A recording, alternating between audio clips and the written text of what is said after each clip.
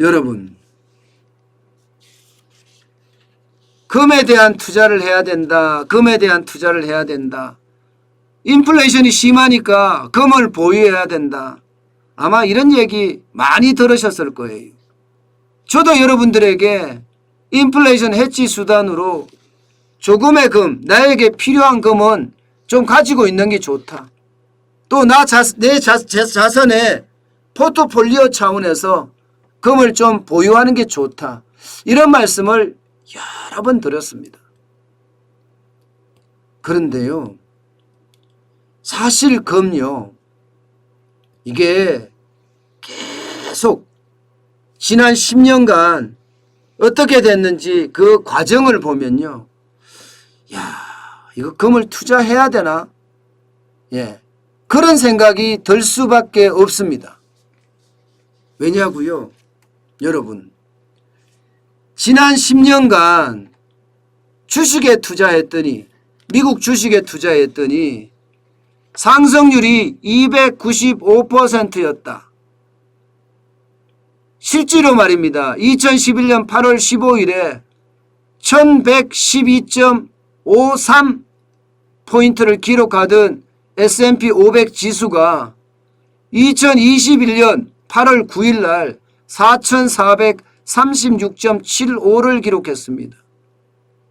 실제 나스닥 좋은 주식에 투자했다면 295%를 벌었다는 이야기예요. 그런데 만약에 금에 투자했다. 예, 금에 투자했다면 여러분, 오히려 수익률이 마이너스 0.02%라는 겁니다. 마이너스 0.02%라는.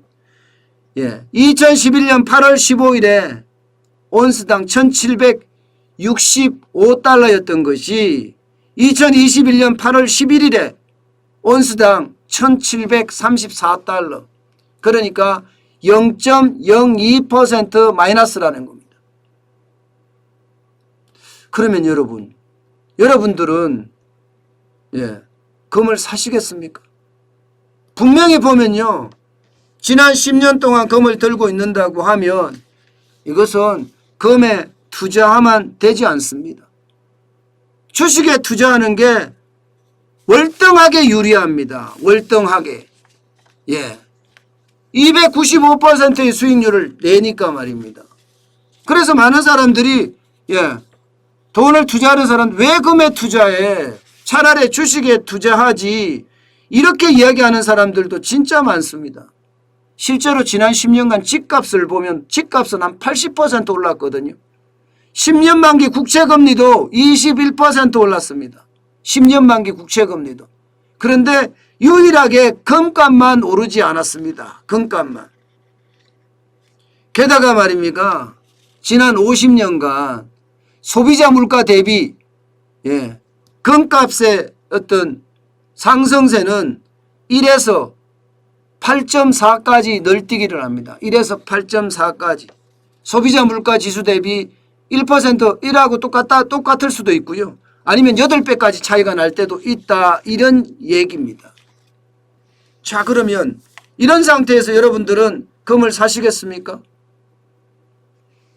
저는요, 여러분들에게 이렇게 말씀을 드릴게요. 제가 늘 말씀드렸던 금에 대한 이야기는 아주 일관성 있게 말씀을 드리는데요. 내가 필요한 만큼이라는 전제를 항상 달아요. 금이 비싸든 싸든 예, 어느 정도의 금 가격을 가지고 있다면 내가 필요한 만큼 분산해서 살 필요는 있습니다. 분산해서. 그런데 여러분, 금에 대한 사이클링은 10년이라고 그랬죠. 10년. 10년 동안의 사이클링이 오고요. 그죠? 위기 때마다 금값은 올라가고 위기가 아니면 금값이 떨어진다. 지금 이 그래프에서 보면 한 2016년, 15년쯤이면 금값이 최하잖아요. 그죠? 제가 말씀드리는 것은요. 예, 내가 필요한 금은 사되 금에 대한 투자의 수익률을 얻으려고 하면 쌀 때 사시라는 거예요. 쌀 때. 쌀 때 사시라는 거지 지금처럼 예, 많이 올라갔을 때는 필요한 만큼만 사는 거예요. 또 올라갈 수가 있다고 가정이 되니까 말입니다. 저는 여러분들에게 늘 예, 환율에 대한 투자의 사이클, 달러에 대한 투자는 3년 단위 어떤 사이클을 가지고 투자를 하라. 이런 얘기를 말씀을 드리고요. 금은 10년 단위의 어떤 투자 사이클을 가지고 하라. 이렇게 말씀을 드리고 있습니다. 물론 말입니다. 그 중간중간 10년사의 중간중간 이 그래프에서도 오르기도 하고 내리기도 하잖아요. 예, 작은 위기들이 5년 단위로 또 오거든요.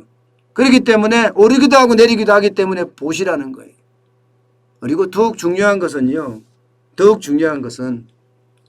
제가 필요한 만큼이라고 자꾸 이야기를 하는 이유가 인플레이션이 있거든요. 물가가 엄청 올라가거든요. 일정 부분 인플레이션의 해지 수단도 된다는 이야기예요.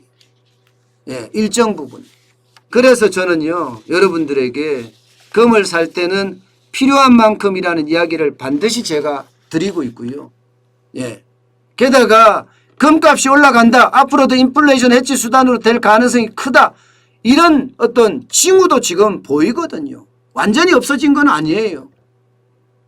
여러분, 각국의 중앙은행들이 작년에보다 금을 얼마나 많이 사는지 아세요?